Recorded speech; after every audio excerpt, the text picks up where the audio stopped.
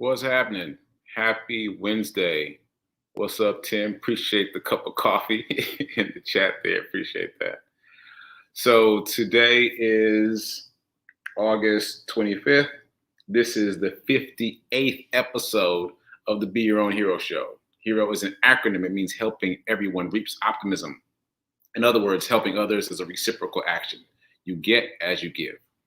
And the concept of this show is that this is my journey of my effort to become my own hero. And hopefully you'll get something out of me talking about my journey.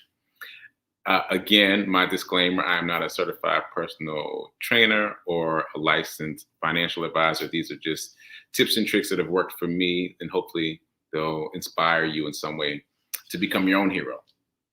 All that said, shout out to New Thought Media Network for providing me the space and the opportunity to do this work, to talk about my journey, and again, hopefully inspire you to make some adjustments in your life to make yourself your own hero. All right, so all that said, is that all the introductory stuff? Oh, and also check me out live here Monday through Friday, 9 a.m. Central, 10 a.m. Eastern, 8 a.m. Mountain Time. Okay, so today is Workout Wednesday. Workout Wednesday. And before we get too far into Workout Wednesday, I want to put up my website now because I sometimes forget to put it up later. So giveherohoodies.com is the URL. That'll take you to my Etsy store where you can purchase all of the hero merchandise. You see I'm wearing the what I call the stealth hero shirt today. It's been getting some attention. Someone in Nashville just texted me and said that she's been wearing it. And the last time she wore it, she got asked twice about it. And so she got to talk about this work that we do of providing brand new clothing and wearable affirmations for the unhoused, which is something I'm really proud of and something that I started during the pandemic, if you're not familiar with the whole story. Okay, back to Motivation Monday. This is a banner day. Why is this a banner day? Why is it a big deal? Because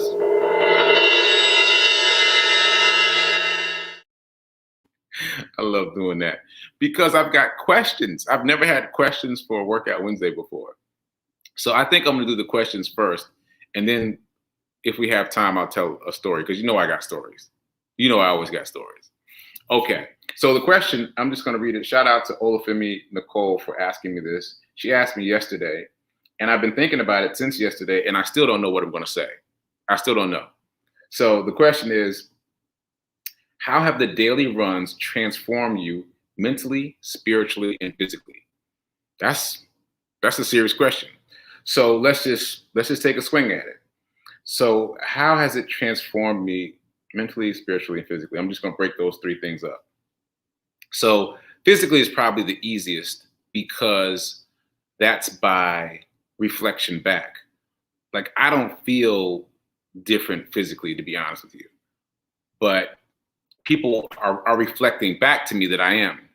Like, so I'm on location in Cape Cod right now and there's family around. And the common joke is, where's the rest of you? I'm like, where's the rest of me? Like, I know that my clothes, like my New York clothes don't fit the way they used to. Right. And I know that I easily fit my high school clothes in Nashville. So I am aware that my sizing is different, but it doesn't really feel different to me. So it's only when people say, wow, where's the rest of you, that I recognize that I've lost weight, I guess significantly. So there's that. Also, there's been lots of comments about my skin, I'm getting lots of skin comments. And also lots of Benjamin Button comments. Like I never saw the movie, but in case you're unfamiliar, Benjamin Button was a movie character played by Brad Pitt, who as he got older, he looked younger. So he started off old and gray and stooped over with a cane and ended the movie as a baby. I understand, I haven't seen the movie, but I've been getting lots of Benjamin Button comments about how I seem to be aging in reverse.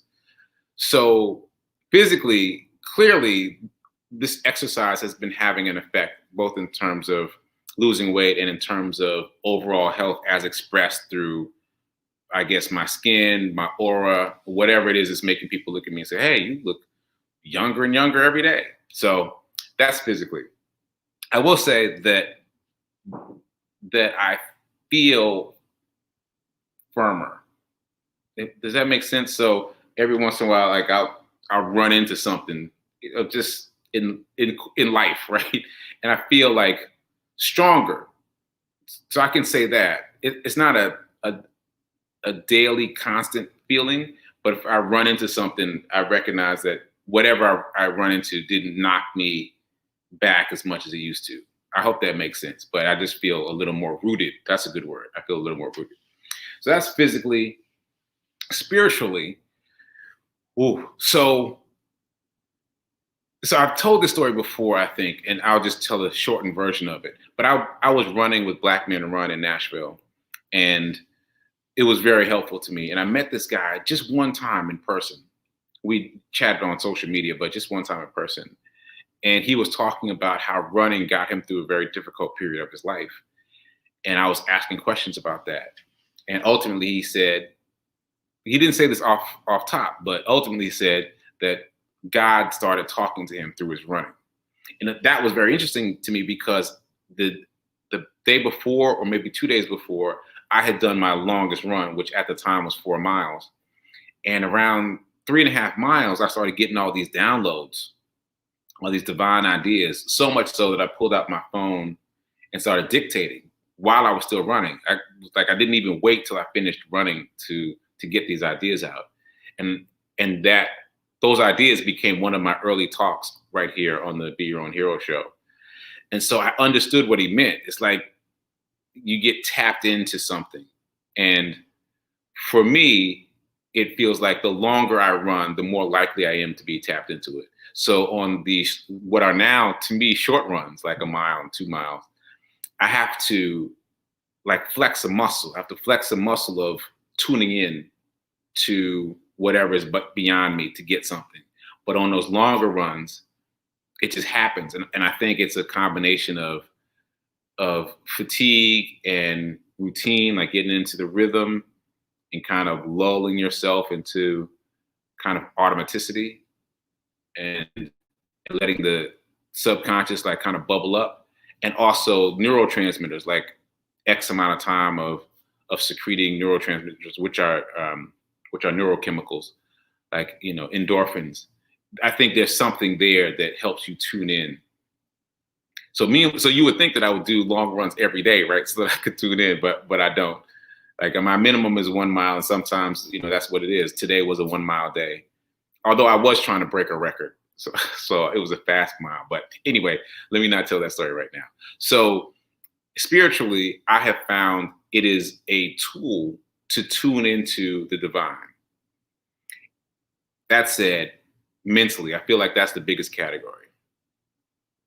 Mentally, I've discovered a number of things. And I thought my dad was coming in the unit. So I think the biggest thing is that it's all mental. It's all mental. Everything is mental. And that's not the way I thought about things before. So this is a physical act, right? I have been jogging. I've been running every single day since the first day of June. That's 86 days, 86 consecutive days. And on some of those days, I've done feats beyond the fact that it's been 86 consecutive days, 0 days off. Like, when I think about it, when I step back and think about it, that's pretty phenomenal. Because I know that I have only felt like doing it 3 days. Of 86 days, 3 days I felt like it. So 83 days I just had to push through. And so I now know that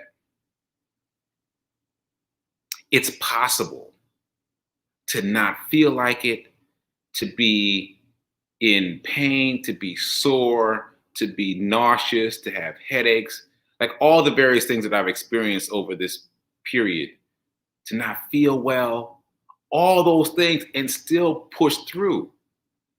And the energy to do the thing is waiting for you in the thing. It's not going to come before. Out of 86 days, 3 days, the energy came before. 3 days. The first day, my birthday, and the 50th day. That's it. The rest of the time, you got to push for it. Like today was another one of those days when I had to push for it. Stayed up late last night, got up late this morning. Didn't feel like it. No particular reason. Started watching CNBC. Started watching information about stocks. I was like, I had to push to get out there. But once I got out there, here I go trying to set a record, right? You got to do the thing. Ralph Waldo Emerson said, the energy to do the thing is in the thing. You got to start. And so that's been very impactful for me to know that I can really not want to be bothered, completely not want to be bothered, not feel up to it, but still do it, but still push myself to get there. And everything that I need will show up for me while I'm doing the thing, not before, while I'm doing it. So 3 days, it showed up for me before. 83 days, it showed up for me during. I had to get there. So that has been probably the most important lesson. And it's one that I'm applying. I'm doing the work to apply that in other areas of my life. That no matter what it is, no matter how hard it is, no matter that it's not the outcome I wanted or whatever, that I can push through it. I know that I can push through it. Just like I've been able to push through with my charity run, my run streak, that I can choose to push through. And once I push through, once I start doing the thing, whatever that thing is, the energy to continue doing the thing will show up. And last thing about this, I've learned the importance of goals. You got to have goals. Different than wishes. Different than wishes. You got to have goals. And I'm learning this right now because every time I step out there, if I don't have a goal, if I don't at least decide on a goal right then, it gets real dicey. So today I said I was trying to set a record, but I didn't decide that until I got out there. Because let me tell you, I went outside the unit and I just stood there on the track. I just stood there on the, well, it's not a track. It's a circular parking lot. So basically a track. I just stood there. And then I saw someone coming, one of the other walkers coming. I was like, all right, let me do something. And I decided in that moment, I was going to try to break a record that I've set since I've been here. And that drove me. Trying to break that record drove me. So goals, having small, possibly attainable goals is critically important. So mentally, circling back, I've learned the importance of small attainable goals. And I've learned that you can push through whatever it is that's in front of you. I'm talking to myself, I'm talking to you too. You can push through it. It ain't easy. It's simple, but it ain't easy. Okay, so again, I didn't know what was going to come out in response to this question. And I feel like there's more things I want to say. So I might have to tease this out a bit and keep talking about these lessons for myself so that I make them clear and concrete for me. Yeah. Okay. So that's what I got. I'm running out of time because I talked too long about that. But I hope it was meaningful for you because it was meaningful for me. I sounded it out here. I was trying to write it out before the show and it just wasn't clicking. But here, I think I got something. So those are the lessons that I've learned, and I'm still in it. I'm still running every day, and I'm going to continue to learn lessons. And I invite you to do something, to challenge yourself to do something so that you will learn your own lessons, whatever that is. But challenge yourself to do something that you don't think you can do, because I definitely didn't think I could do this. Okay, so I think all I have time to do is do a little commercial break and some shout outs, and then I will be out. So I'll be right back after this commercial break.